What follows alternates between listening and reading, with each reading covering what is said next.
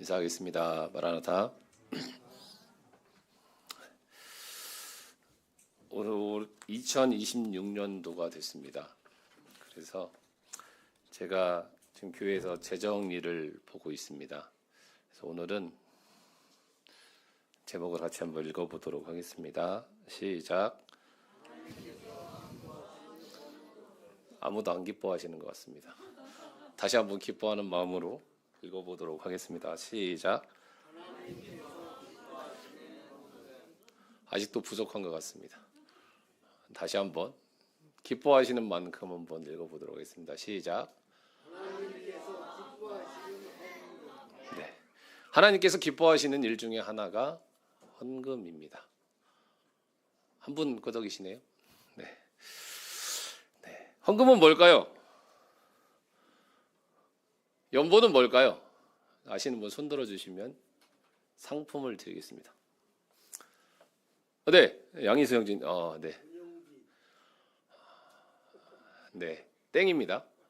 네, 여기서 말하는 헌금이란 무엇이고 연보란 무엇인가? 가장 큰 차이점이 한 가지가 있습니다. 네, 왜 그러냐면 1년 전에 말씀드렸거든요. 25년도 2월 달에. 네, 기억하시면 기억력이 엄청 좋은 걸로 생각하려고 했는데 아직은 없는 것 같습니다. 네, 공영재님 맞히셨습니다. 네, 제가 상품권 하나 드리도록 하겠습니다. 헌금이라는 것은 하나님께 바치거나 드린다는 표현입니다. 드리러네 물질 금에 드린다는 것, 하나님께 바치거나 드린다. 그래서 구약의 말씀을 보면 민수기에서도 나와 있고 전쟁을 끝난 후에 전리품을 하나님께 드렸다라는 표현이 나와 있고, 우리가 잘 알고 있는 마가복음 12장 누가복음 21장에 보시면 가난한 과부가 헌금을 드렸다 할 때 그 헌금이 나와 있습니다.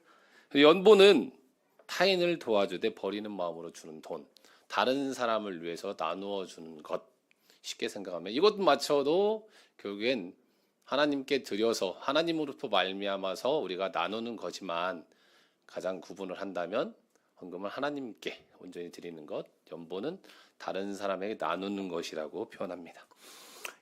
그래서 사도행전에 나와 있는 예루살렘 교회의 가난을 가지고 바울이 세운 이방인 교회들 가운데서 그가 시행한 구제 모음이라고 해서 연보라고 표현을 합니다.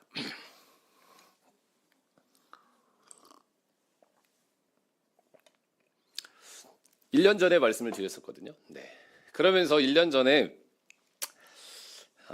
제가 아브라함을 예를 들었었습니다. 아브라함은 무엇을 했었나요? 네, 여기 써 있죠. 사랑하는 독자를 하나님께 드렸습니다. 사랑하는 하나밖에 없는 독자를 하나님께 드렸다. 그에게 있어서 가장 먼저 가장 중요한 것은 하나님이셨기 때문에 그는 사랑하는 독자를 하나님께 드렸다 했을 때, 그 말씀 이후에 아브라함이 그 아들을 죽이려 할 때에 창세기 22장 12절에 사자가 이르되 이 아이에게 내 손을 대지 말라, 그에게 아무 일도 하지 말라, 네가 내 아들 독자까지 내게 아끼지 아니하였으니. 아브라함에게 있어서 이 이삭은 얼마큼 중요했을까요? 얼마큼 중요했을까요? 네, 자기 목숨보다 가장 중요했던 그것까지 아끼지 아니하였으니 내가 이제야 내가 하나님을 경외하는 줄 아노라. 아브라함의 모든 것을 드린 희생으로 말미암아 하나님께서 네가 이제는 나를 경외하는 줄 알았다 라고 표현하고 있습니다. 그러면서 신약에 와서는 이렇게 말씀하십니다. 보물을 어디에 쌓아두어야 될까요? 하늘에 쌓아두라.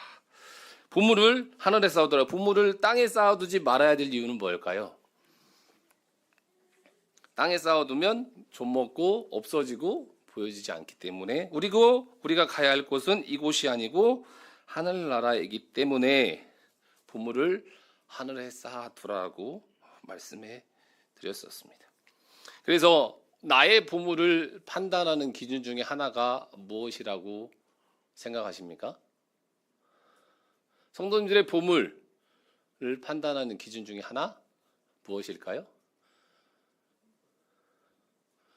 어려우신가요? 네? 뭐니 해도 뭐니죠? 물질입니다. 어렵지 않습니다. 물질입니다. 나는 보물을 어디에 쌓아두고 있는가? 내 물질을 어디에 사용하고 있는가를 바라보면 내 삶의 방향성이 어디에 있는지를 볼 수가 있습니다. 그래서 하나님은 우리에게 재물을 맡기셨고 우리는 그 재물, 물질을 어디에 사용하느냐가 하나님께서 나를 보시는 기준이 될 수 있습니다. 그래서 2025년도에 말씀을 드리고 나서 우리 교회는 주님 앞에 어떻게 드렸는지 재정 보고를 한번 드리도록 하겠습니다. 네. 총 수입은 6,500만 원 정도, 6,570, 6,700 정도, 6,600만 원 정도 수입이 됐습니다. 주일 헌금으로 5,730 정도. 네, 이 자료는 뒤에 저희 재정 보고에 다시 게시되어 있습니다. 보시면 되겠습니다. 건축 헌금으로 280 정도 되었고요. 기타로 560 정도. 여기에는 학생 캠프, 어린이 캠프, 캠프비, 기타 여러 가지 것들 포함된 경력으로 6,580 정도가 수입이 됐습니다. 그리고 여기에 이제 지역교회 연보로 가까운 교회에서 지속적으로 저희에게 건축원금을 지원해주고 있습니다. 아시죠? 몇 분 안 계시네요? 네. 지출은 6,120만 원 정도 되었습니다. 저희가 지금 대출 금액이 있는데 대출 금액은 현재 7,280 정도 있습니다. 처음에 1억 6천을 받아서 현재 7,280 정도가 됩니다. 그래서 작년에 670 정도 지출이 됐고요. 이 중에 원금이 360만 원, 매달 30만 원씩 상환이 됐습니다. 교회 학교에 1,200 정도, 한 달에 100만 원 정도 들어갔습니다. 차량 유지비로 800만 원, 공과금 냉난방비로 600만 원, 식품비로 500만 원, 후원하고 지원하고 경조비로 1,350만 원, 기타비로 1,000만 원 정도. 대충 보면 6천만 원 중에 대출금으로 10%, 교회학교로 20%, 차량 유지비 10% 이상, 공과금, 식품비 각각 10% 정도 지출이 되고 있는 것을 보시면 되겠습니다. 저희가 대출이 2021년도 8월 달에 1억 6천을 받았는데 현재는 7,280 정도가 되겠습니다. 2024년도에 수입이 얼마 정도 됐을까요? 네, 그때는 7,500 정도가 됐었습니다. 그때 건축원금이 1,000만 원 정도 더 나와서 7,500 정도 됐고 지출은 6,100만 원. 그리고 2023년도에는 수입이 6,500만 원, 주출이 6,500만 원. 네, 지속적으로 마이너스는 되고 있지 않습니다. 하나님의 교회는 마이너스가 될까요? 될까요? 안 될까요? 되는 교회는 있을까요? 없을까요?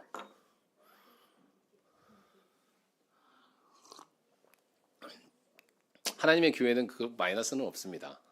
네, 마이너스 되면 누구를 통해서든지 하나님이 채우십니다. 하나님은 공급하시는 하나님이십니다. 이 시간에는 한번 생각해 보려고 합니다. 한 달에 한번 가장 기다려지는 날이 언제인가요? 네? 설날. 한 달에 한 번인데 설날이 한 달에 한 번씩 있나요? 아, 네, 저희 아들입니다. 네. 한 달에 한 번 가장 기다려지는 날. 월급 받는 날. 네, 여기 직장인들이 있고 사업주부들은 계시는데 월급 받는 날이 기다려지시는 분. 연주자매님 월급 받으십니까? 네, 기다리신답니다. 김승희 자매님도 기다리신다네요. 아, 남편한테 받는 날. 네. 왜 여기 아무도 안 들죠? 네, 월급 받는 날 기다려지지만 꼭 기다려지만은 않는 것 같습니다. 네, 희비가 귀찮은 날인데.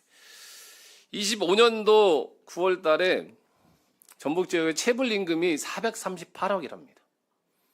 체불이 뭔가요? 월급을 못 받은 직원들. 그 중에 노동자가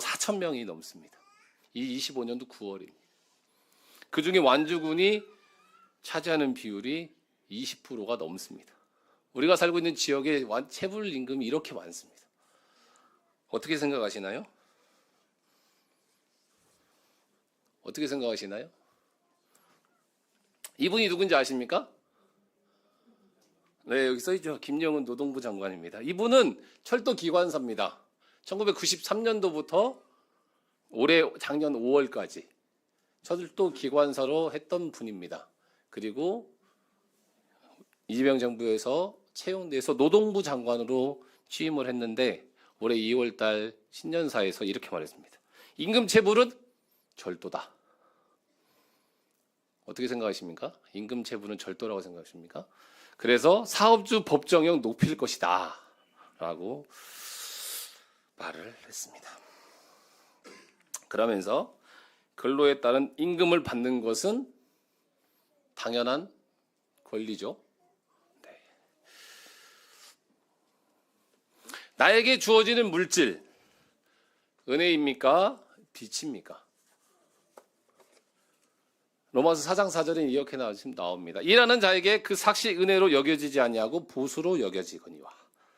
이건 개혁 개정에는 보수로 나오지만 개혁 한글에는 빚으로 나옵니다. 어떻게 생각하시나요? 내가 일한 것에 대한 물질을 받는 것, 은혜인가요? 빚인가요? 은혜라고 생각하십니까? 월급 받는 거 아이고 감사합니다 생각하십니까? 그리고 당연하게 생각하십니까? 어떻게 생각하십니까? 내가 받고 있는 월급, 양혜수 형제님, 월급 받는 게 은혜입니까? 빚입니까? 와, 네. 박수 한번 쳐주시고. 박수 한번 쳐주세요. 네. 월급날이 기다려지는데 월급날 월급 받으면서 아이고 감사합니다라기보단 내가 받을 거 왜 안 주지? 아까 전반부에 말씀드렸던 것처럼 임금 체불이 이와 같이 많습니다. 그리고 노동법에서도 임금을 체불하는 것은 법적으로 큰 형을 받아야 된다고 말하고 있습니다. 이것은 세상의 기준입니다. 우리는 기준을 세울 때 이 말씀에서 보면 일하는 자에게 그 삭시 은혜로 여겨지지 아니한다. 은혜가 아닙니다. 보수입니다. 당연히 받아야 될 권리라고 말하고 있습니다. 근데 저희가 질문 드린 것은 나에게 주어지는 물질, 보수만을 말하는 것이 아니라 내가 만지고 있는 돈에 대한 것을 나는 어떻게 받고 있느냐를 생각해 보는 것입니다.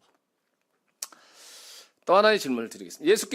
예수 그리스도께서 치러주신 생명값, 여기에 이 값을 안 받으신 분 계십니까? 네, 손 들어주세요. 예, 이때는 아무도 안 드시네요. 받으신 분 손 들어주세요. 이때도 안 드시는 분이 계시네요. 이건 뭘까요? 네. 너희가 그 은혜에 의하여 믿음으로 말미암아 구원을 받았으니 이것은 너희에게서 난 것이요 아니요 하나님의 선물이다. 그리스도 예수께 치러진 생명값은 은혜입니까? 빚입니까? 네, 이것은 더욱 크게 말할 수 있습니다. 은혜라고 말할 것입니다. 그러면 우리에게 또 다른 질문이 주어집니다. 하나님께 생명값을 받은 자로서 그 다음에 내가 받은 이 생명값과 비교해서 나에게 주어지는 시간, 물질, 재능은 그것도 여전히 은혜고 그 주체는 여전히 나인가요? 아니면 무엇인가요? 그 부분을 이 시간 생각해 보려고 합니다. 하나님께서 기뻐하시는 헌금. 마태복음 6장 1절에서 4절 말씀을 제가 읽어드리고 하겠습니다. 사람에게 보이려고 그들 앞에서 너희의 의를 행하지 않도록 주의하라. 그리하지 아니하면 하늘에 계신 너희 아버지께 상을 받지 못하리라. 그러므로 구제할 때에 외식하는 자가 사람에게서 영광을 받으려고 회당과 거리에 사는 것 같이 너희 앞에 나팔을 불지 말라. 진실로 너희에게 이르노니 그들은 자기 상을 이미 받았느니라. 너는 구제할 때에 오른손이 하는 것을 왼손이 모르게 하여 내 구제함을 은밀하게 하라. 은밀한 중에 보시는 너희 아버지께서 갚으시리라. 하나님께서 기뻐하시는 헌금은 첫 번째, 헌금은 누구에게 하는 것입니까? 하나님께 하는 것입니다. 아까 말씀드린 전제, 예수 그리스도의 예수 그리스도 생명값을 받은 우리에게 하나님께서 기뻐하시는 헌금을 얘기하실 때 헌금은 하나님께 하는 것이라고 말하고 있습니다. 여기에 구제할 때 누구에게 보이려고 하는 것이 아니라 우리는 하나님께로부터 하는 것이라고 말하고 있습니다. 참된 헌금은 빌립보서에 보면 내게는 모든 것이 있고 또 풍부한지라 에바브로드 편에 너희가 준 것을 받음으로 내가 풍족하니 이는 받으실 만한 향기로운 제물이요 하나님이 기쁘시게 한 것이라. 나의 하나님이 그리스도 예수 안에서 영광 가운데서 그 풍성한 대로 너희 모든 것을 채우시리라. 헌금은 하나님이 받으시는 향기로운 제물이고 하나님이 기뻐하신다라고 말씀해 주고 있습니다. 여기서 두 번째, 헌금은 어떻게 한다? 어떻게 한다? 무기명으로 한다. 여기 왼손이 하는 것을 오른손이 모르게 할 수 있습니까? 왼손이 하는 것을 오른손이 모르게 할 수 있습니까? 근데 여기에 말씀이 나온 것처럼 구제할 때 나 이 사람 도울 거야 라고 말하는 것이 아니라 왼손이 하는 것을 오른손이 모르게 할 수 없지만 내가 하는 행동을 하나님은 아시지만 내가 하는 행동을 사람이 보지 않게. 왜? 하나님께 하는 것이기 때문에 무기명으로 하나님만 아시도록 하는 것이라고 말씀해 주고 있습니다. 그래야만 하나님께만 드려져야만 하나님께서 보고 받으신다고, 하나님께서 채워주신다고, 상을 주신다라고 말하고 있습니다. 근데 여기서 하나님께만 비춰지게 하지 않으면, 비밀스럽게 하지 않으면 그것은 하나님과 관계없는 것이 될 수도 있습니다. 하나님에게냐 사람에게냐. 이제 내가 사람들에게 좋게 하랴 하나님께 좋게 하랴 사람에게 기쁨을 구하랴. 내가 지금까지 사람의 기쁨을 구하는 것이었다면 그리스도의 종이 아니니라. 첫 번째 질문을 드리겠습니다. 당신의 헌금은, 당신이 드려지는 헌금은 안전하신가요? 하나님께 드려지는 예물을 누군가에게 보여주기 위해서 했다면 그것은 하나님께 드려진 것이 아닐 수도 있습니다. 그런 의미의 안전하냐고 질문하고 있는 것입니다. 그리고 감사하게도 여기 계신 분들은 이와 무관합니다. 근데 기독교는 기복신앙. 기복신앙이 뭔가요? 네, 잘 표현하셨네요. 네, 비나이다. 뭔가요? 우리 아들 대학 들어가게 해주세요. 합격 시험하게 해주세요. 건강하게 해주세요.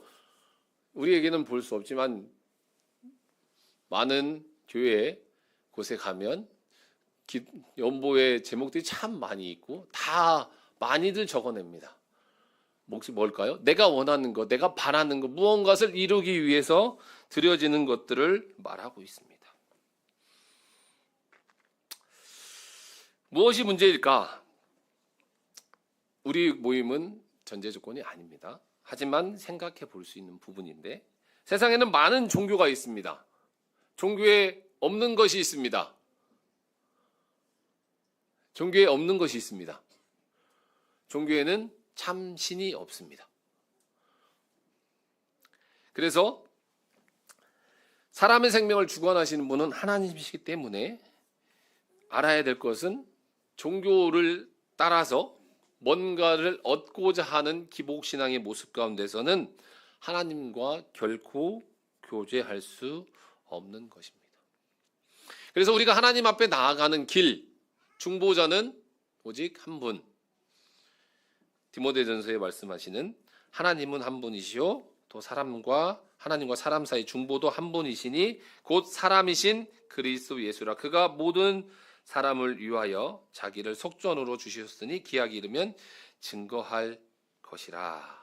그래서 우리가 하나님 앞에 나아갈 때 예수 그리스도를 통하지 않고 나아가는 것은 그것은 바른 관계가 아닙니다. 근데 안타깝게도 세상의 많은 종교에서는 하나님과 사람 사이에 중보가 예수님이 말고도 정말 많습니다. 나에게 물질을 가지고 오면 나를 통해서 우리가 많이들 알고 있는 여러 종교에서 자신을 통해서 행하고 하려는 하나님의 말씀을 위배되는 행동들을 참 많이 하고 있는 모습들을 볼 수가 있습니다. 내 문제가 아닌 것 같지만 생각해 보셔야 됩니다. 내가 하고 있는 것들, 사람을 좋게 하기 위한 것인가, 하나님을 좋게 하기 위해서 하는 것인가, 나는 누구의 종인지를 생각해 보셔야 됩니다. 헌금은 어떻게 해야 될까요? 이 말씀 같이 한번 읽어보도록 하겠습니다. 시작. 각각 그 마음에 정함으로 할 것이요 인색함으로나 억지로 하지 말지니 하나님은 즐겨내는 자를 사랑하시느니라. 하나님이 기뻐하시는 헌금, 여기에 네 가지의 것을 말씀해 주고 있습니다. 첫 번째 뭘까요? 네, 마음에 정한 대로 할 것을 말씀하십니다. 자신의 형편과 처지는 여기에 40-50명 정도, 50명 이상 되시는데 여기에 근로자도 있고 사업주도 있는데 얼마씩 받으세요? 아시나요? 저는 압니다. 제 것만. 네, 제 것만 알죠. 제 처지를 잘 아시나요? 모르시죠? 다 각각의 형편과 처지가 다 다릅니다. 근데 중요한 것은 하나님에서 그 사람의 형편과 처지를 다 알고 계십니다. 그래서 하나님은 각각 그 마음에 정한 대로 하라고 말씀하십니다. 그래서 부자는 부자의 분량에 맞게, 부자는 많이 내야 된다가 아니라 부자는 부자의 분량에 맞게, 가난한 자는 그 사람에 맞게 헌금을 함으로 해서 우리가 알고 있는 신약교회에 사도행전 2장에서도 나와 있고 4장에도 나와 있지만 고린도후서에는 너희의 넉넉한 것으로 그들의 부족한 것을 보충함은 후에 그들의 넉넉한 것으로 너희의 부족한 것을 보충하여 균등하게 하려 함이라. 초대교회는 초대교회 말씀에 보시면 부족한 자가 하나도 없었다. 그것은 그때는 자기의 물것을 자기의 것이라 통용하지 자기의 것이라 하지 않았기 때문이라고 말하고 있지만 고린도후서에서는 부족한 것을 넉넉한 자가 더 많이 드림으로, 그리고 가난한 자는 가난한 자의 형편대로 드려서 결국에는 어떻게 됐다? 균등하게 되었다. 그래서 그렇게 채워짐으로 부족함이 없게 되었다라고 말하고 있습니다. 그러면서 중요한 것은 우리에게 주어지는 물질의 양, 내 능력으로 정해지죠. 내가 뛰어난 학벌과 뛰어난 직장과 그것을 담임으로 해서 정해지는 거죠. 아닌가요? 맞는가요? 네. 항상 우리가 전제해야 될 것은 하나님 안에서, 세상에서는 맞습니다. 삼성전자, SK 하이닉스 이런 곳에 가면 월급을 많이 받죠. 더 많이 시키죠. 자기 시간을 없애죠. 세상의 기준인 거고 하나님의 기준에서 부자는 하나님께서 허락하셨을까요? 네. 우리의 형편은 누가 허락하셨을까요? 하나님께서 허락하신 거예요. 부자도 교회 안에 의사나 약사나 우리가 말하는 변호사나 판사나 있으면 될까요? 안 될까요? 있어야죠. 네. 부자도 하나님이 허락하시고 우리 형편도 하나님께서 허락하신다는 것입니다. 그래서 그 사람의 형편을 허락하시되 모두 하나님께서 주시는데 그 마음에 정한 대로, 각자의 마음에 정한 대로라고 하나님은 말씀하십니다. 두 번째는 인색하지 않게 해라. 인색함이란 뭘까요? 인색함이란 뭐라고 생각하십니까? 인색하는 거. 알 것 같은데 뭐라고 말이 안 나오죠? 뭔가 입에서 맴도는데 말 안 나오죠? 감사한 마음 없이 어쩔 수 없이 또 월급이 들어왔네. 이거 나가야겠네. 내 마음을 다른 사람은 모르죠. 근데 그런 마음을 품는 그 상태를 누가 아시나요? 하나님께서 아십니다. 우리가 살아보면 많이 들어갈 때 있고 적게 들어갈 때 있습니다. 있잖아요. 이번에 많이 들어가야 되는데 지금 많이 필요한데 하나님이 너 11조 안 드리면 큰일 난다라고 말씀하셔서 순종하시나요? 하나님이 우리 형편을 아시잖아요. 그래서 어떤 때는 내 마음의 형편이 이런 상태이기 때문에 하나님 조금 드립니다 했을 때 하나님께서 데려다 놓고 벌하실까요? 아니면 어떤 분은 제 형편이 이렇지만 하나님을 의지함으로 기뻐함으로 드리는 것도 할 수 있을 것입니다. 어쩔 수 없이 하는 것, 이것이 인색함입니다. 감사한 마음 없이 하는 것이 인색함입니다. 그래서 하나님을 아까운 마음으로 헌금하지 마라. 하나님을 우롱하지 마라. 그것을 하나님이 기쁘게 받지 않으시는 것입니다. 하나님은 부족하실까요? 부족한 분이 아니십니다. 그래서 하나님 앞에 드릴 때에 아까운 마음으로 그것을 드리게 되면 상금이 아니라 하나님이 분노를 일으킬 수도 있다라는 것입니다. 그래서 인색함으로 드리지 말라는 것은 감사함으로 드리라는 표현인 것입니다. 세 번째, 억지로 하지 말라. 제 지인이 지금은 어떤 게인지 모르겠지만 제 지인이 교회를 다니다가 지금 안 나가는 이유 중에 하나가 매 주일 앞에 어떤 성도님 나오셔서 얼마 헌금하셨습니다. 그리고 교회 화장실이 고장났네요. 돈이 얼마가 필요합니다. 광고를 합니다. 돈이 필요하니까. 그리고 아이고 내가 목사인데 차가 고장났네 어제. 얼마가 필요하겠네요. 광고를 한답니다. 그러니까 바로 회의를 한대요. 어떻게 할까요? 얼마 필요한데 또 얼마 낼 거야? 얼마 내세요? 집사님이니까 얼마 내세요? 그분 말씀에 아니 교회를 도대체 왜 나가는지 모르겠다. 실제적으로 그래서 내가 생각할 때 형편대로 돼야지 그것이 달라고 사람들한테 말하는 게 맞을까? 우리가 건축을 할 때 교회의 필요를 내어놓고 어떻게 했죠? 라성 형제님 사업자니까 한 1억 내세요. 이랬나요? 안 했잖아요. 그렇죠? 억지로는 마음에 없는데 강요하는 것을 말합니다. 처음 말씀드렸지만 구제할 때 오른손이 하는 것을 왼손이 모르게 하라. 그건 있을 수 없는 일이지만 그만큼 즐겨냄으로 하는 부분, 은밀하게 하는 것을 말하고 있습니다. 제일 마지막 방법은 즐겨내는 것입니다. 헌금은 하나님과 사람의 즐거운 교제고 대화입니다.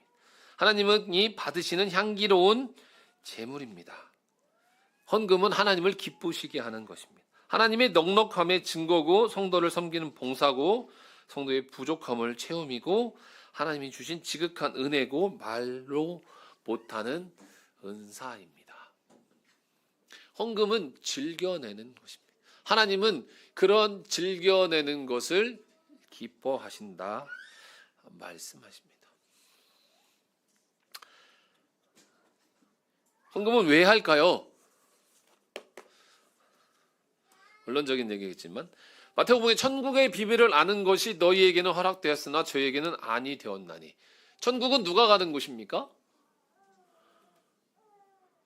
천국은 누가 가는 곳입니까? 천국은 누가 만드셨습니까? 천국을 왜 하나님께서는 지금도 예비하고 계십니까? 구원받은 자녀들과 함께 하시려고. 여기 계신 분들은 천국의 비밀을 알고 계신 분들입니다. 그래서 죽은 사람들은 반드시 심판을 받게 됩니다. 지옥은 분명히 있습니다. 헌금은 누가 하는가? 헌금은 누가 가는가? 보물은 어디에 쌓아둬야 되는가? 우리가 하는 헌금은 하늘의 보물, 우리에게 천국의 비밀을 아는 자들을 위해서 상급 쌓는 곳인 겁니다. 그래서 우리가 하는 헌금은 없어지는 것일까요? 아니라는 것입니다. 천국의 비밀, 하늘나라 창고에 쌓는, 상급 쌓는 거름인 것입니다. 지옥에서 건진받은 천국의 비밀을 깨달은 예수 그리스도의 생명값을 부여받은 자들이 그 은혜에 감사함으로 하나님께 드리는 것이 헌금이라고 말씀해 주고 있습니다.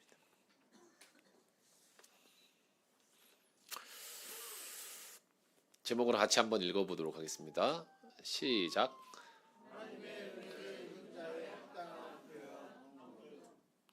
하나님의 은혜를 입은 자, 예수 그리스도의 생명값을 받은 여러분,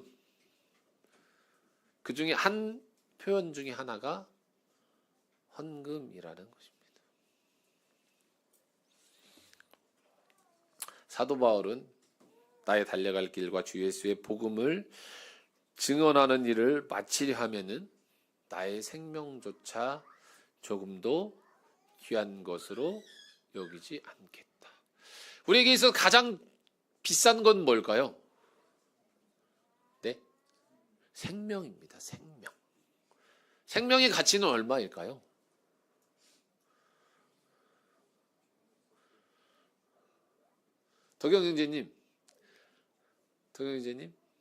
덕영 형제의 생명값은 얼마인가요?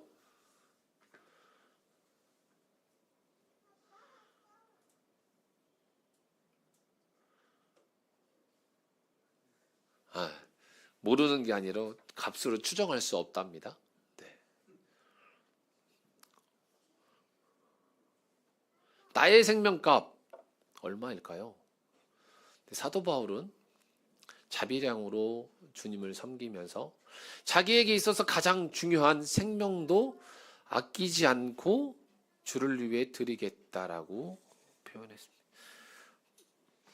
고린도전서에서는 너희 몸은 하나님께로부터 받은 바 너희 가운데 계신 성령의 전인 줄 알지 못하느냐. 너희는 너희 자신의 것이 아니니 값으로 산 것이 되었으니 너희 몸으로 하나님께 영광을 돌려라. 나의 생명값은 얼마인가요? 얼마인가요? 값으로 샀다고 표현하고 있습니다. 어떤 값으로 치렀나요?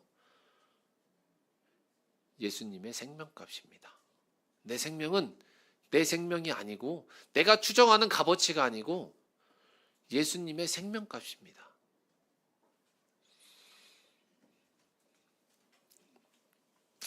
그래서 우리가 하나의 표현, 감사함으로 은혜에 입은 자로서 이것을 드리지 않는 것은 생각해 보셔야 됩니다.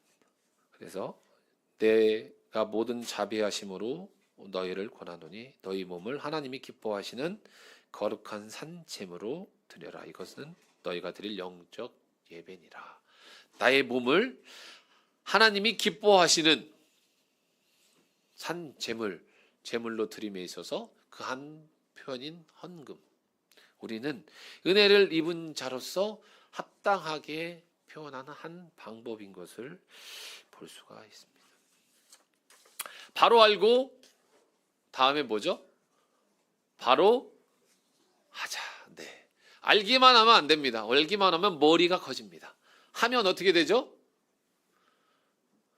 어떻게 되죠? 한다는 건 움직이게 되죠. 움직이면 건강해집니다. 전체적으로 밸런스가 맞게 됩니다. 바로 알기만 하시면 안 됩니다. 그리고 바로 하셔야 됩니다. 첫 번째, 헌금은 같이 한번 읽을까요? 헌금은 하나님께 하는 것이다. 이것이 틀어지면 안 됩니다. 두 번째, 시작. 헌금은 마음에 정한 대로 즐겨냄으로 하는 것입니다. 그래도 내가 이만큼 벌었는데 이 여러 가지 고민하지 마시고 내 마음에 주시는 범위 안에서 하나님은 부족한 분이 아니십니다. 하나님은 즐겨내는 자의 마음을 보십니다. 하나님은 내 마음을 다 보고 계십니다. 세 번째, 시작. 헌금은 인색함으로 억지로 하는 것이 아닙니다. 네 번째,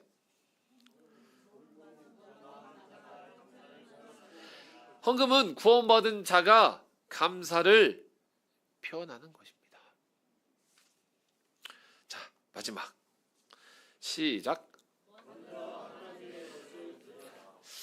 1년 전에도 이런 질문을 드렸습니다. 네. 조원 형제께 질문을 한번 드리겠습니다. 100만 원이 있습니다. 네, 100만 원이 있는데 100만 원에서 10만 원을 떼는 게 편할까요? 1000만 원에서 100만 원을 떼는 게 편할까요? 1번. 다시 해. 상현 형제님. 네, 돈을 벌고 있는 분한테 질문해야 되니까. 1000만 원에서 100만 원 떼는 게 편할까요? 1억에서 1000만 원 떼는 게 편할까요?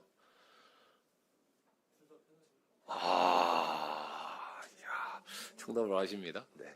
근데 둘 중에 진짜 편한 방법이 있습니다. 그것은 먼저 하나님 것을 드리면 가능합니다. 둘 다 드리는데 100만 원에서 10만 원 떼고 1000만 원에서 100만 원을 떼는데 100만 원 중에 다 쓰고 나서 10만 원을 나중에 드릴 때 이거는 그닥 어렵지 않겠죠. 근데 1000만 원 중에 100만 원을 드려야 되는데 900만 원을 거의 다 써가는 중에 하나님께 드리면 쉬울까요? 어려울까요? 근데 1억에서 1000만 원인데 다 쓰고 8천만 원을 썼어요. 2천만 원 남았죠. 2천만 원에서 1000만 원 쓰고 1000만 원 남았어요. 1000만 원 드리기 쉬울까요? 어려울까요? 어렵습니다. 중요한 건 먼저입니다. 먼저. 이 물질을 받았을 때 가장 먼저 1억에서 1000만 원 떼면 얼마 남죠? 9천만 원이 남습니다. 그러면 9천만 원은 쓸 수 있는 것입니다. 근데 9천만 원을 다 쓰거나 1000만 원을 드리긴 너무 어렵습니다. 우리의 형편을 잘 압니다. 그래서 하나님의 것은 하나님 것이고 마음에 정한 대로 즐겨내므로 하고 인색하면 억지로 하지 않고 구원받은 자가 감사를 표현하는 것이지만 방법 중에 하나, 먼저 드리는 것입니다. 물질이 들어왔을 때 가장 먼저 그것을 빼놓으면 됩니다. 그러면 그 마음은 언제 가장 즐겁게 즐겨내므로 마음이 정한 대로 할 수 있냐면 들어온 당시에가 가장 쉽습니다. 그렇지 않으면 조금씩 잔고가 빠지기 시작하면 남은 게 많음에도 불구하고 이게 쉽지 않습니다. 우리의 형편이 그렇습니다. 그래서 먼저, 근데 이것은 방법적인 것을 떠나서 나에게 주어진 물질 누구 것인가요? 누구 것인가요? 처음에 질문을 드렸습니다. 내가 받는 월급 은혜인가요? 빚인가요? 은혜인가요? 빚인가요? 아직도 답이 안 나오시네요. 은혜인가요? 빚인가요? 이수영님은 바뀌셨어요. 빚으로. 저기 김수희자님이 은혜로 바뀌었습니다. 이 말씀이 잘못 전했는 거 봐요. 내가 일함으로 받는 물질은 은혜입니다. 왜? 하나님 앞에서 은혜입니다. 그래서 하나님께서 나에게 주신 은혜입니다. 그래서 먼저 하나님 것을, 다 하나님 것이지만 먼저 드리는 것입니다. 그리고 그것을 하나님께서 나에게 달란트를 맡기셨기 때문에 그것을 어떻게 사용할 것인가, 합당하게 사용하는 것입니다. 하나님은 우리 각자에게 선택을 맡기셨습니다. 두 말씀을 보려고 합니다. 첫 번째는 가난한 과급의 헌금입니다. 외우고 계시죠? 네. 44절에 보면 이와 같이 나옵니다. 그들은 다 풍족한 중에 넣었거니와 이 과부는 그 가난한 중에서 자기의 모든 소유 곧 생활비 전부를 넣었느니라. 두 번째는 아나니아와 삽비라 부부입니다. 값에서 얼마를 감춤해 그 아내도 알더라. 얼마만 가져다가 사도들의 발 앞에 두니 베드로가 이르되 아나니아야 어찌하여 사탄이 네 마음에 가득하여 네가 성령을 속이고 땅값을 얼마를 감추었느냐. 베드로가 이르되 너희가 어찌 함께 꾀하여 주의 영을 시험하려 하느냐.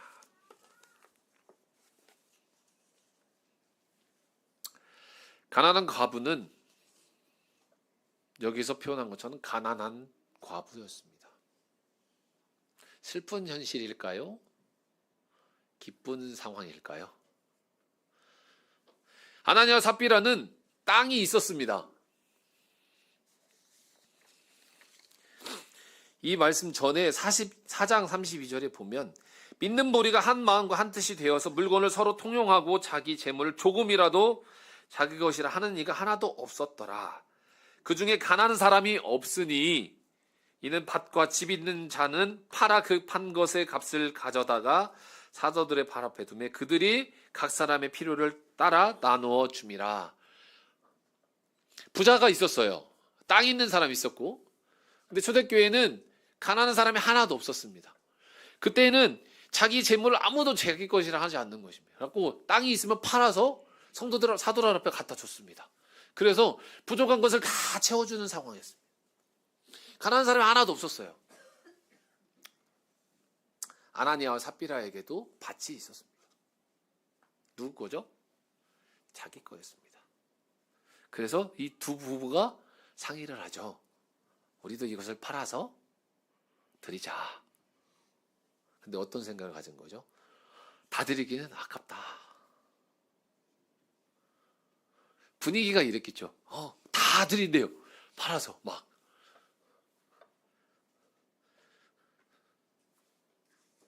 근데 우리는 이 현실에 처할 수 있습니다. 나의 상황은 가난한 과부입니까? 아니면 아나니아와 삽비라처럼 풍족한 상황입니까? 그러면 질문해 보겠습니다. 내가 가난한 과부라면 나는 얼마를 드릴 수 있을까요? 내가 아나니아와 삽비라라면 나는 이 밭을 아낌없이 다 드릴 수 있을까요? 월급 받는 날 월급이 들어오자마자 슬픈 이유가 뭐죠? 들어오자마자 들어오긴 들어왔는데 전만 지켜서 쭉쭉쭉쭉 나가죠. 어느 순간 보면은 들어왔다 나갔다가 동일시 될 때가 있죠. 어떻습니까? 그래서 시비가 교차하죠. 나에게 저 땅이 있는데 땅을 팔았는데 1억이 들어왔어요. 이승재님 1억을 빡 하나님께 딱 드리기에 쉽죠? 형제님이 제일 열심히 들어주셔가지고 앞에서 죄송합니다. 자기에게 질문해 보는 것입니다. 그럼 여기 계신 분들 중에 어떤 분은 이럴 수도 있어요. 난 땅이 하나도 없는데 아유 마음 편하다. 그 생각 드시나요? 아닐 것 같아요. 저는 나 땅 한 평만 있었으면 그럼 난 드릴 수 있는데 생각 안 드시나요? 누구에게나 두 가지 상황이 주어질 수 있습니다. 나는 가난한 과부가 좋다라고, 나는 아나니아와 삽비라처럼 소유한 자라고, 누구에게나 어떤 상황이 어떻게 주어질 줄은 모릅니다. 근데 중요한 것은 우리에게 각자의 선택에 맡기셨다라는 것입니다. 부자도 하나님께서 허락하시고 가난도 하나님께서 허락하셨다라고 말하고 있습니다. 근데 그 중에 한 이 가난한 과부는 자기 모든 소유, 생활비 전부를 넣었습니다. 왜 그랬을까요? 그 마음의 질겨냄으로 나의 소유 모든 것을 하나님께서 책임져 주실 것을 믿는 믿음 안에서 그것을 드렸던 것입니다. 전 재산을 드린 게 아닙니다. 생활비입니다. 네, 생활비를 전부 드렸습니다. 내가 이렇게 드릴지라도 하나님이 나를 채워주실 줄 믿은 것입니다. 아나니아와 삽비라 부부는 초대교회에 많은 여러 지체들이 판 값을 다 드렸습니다. 그 중에 한 아나니아와 삽비라는 이 상황에서 어떻게 했을까요?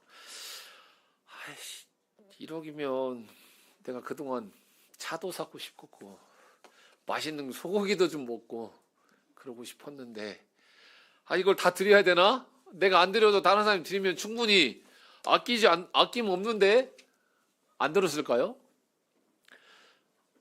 그 마음에 하나님, 제가 이만큼만 드렸다고 했다면 얼마든지 하나님은 받으셨을 것입니다. 중요한 것은 이들은 성령을 속였던 것입니다. 하나님께 드리고자 애쓴 것이 아니라 보여지는 것, 남에게 비춰지는 것에 주목했던 것입니다. 그래서 말씀을 마치면서 헌금과 연보 둘 다 하나님께 드리는 것입니다. 우리는 하나님께 드립니다. 하나님께서 받으시는 것입니다. 그렇기 때문에 우리는 하나님께 주목하시고 나에게 주시는 상황 가운데서 나에게 주시는 선택이 하나님의 기쁨이 될 수 있도록 그러한 선택 가운데 드리시는, 하나님이 기뻐하시는 헌금을 드리는 그런 성도님들 되시길 바랍니다. 이상으로 마치겠습니다.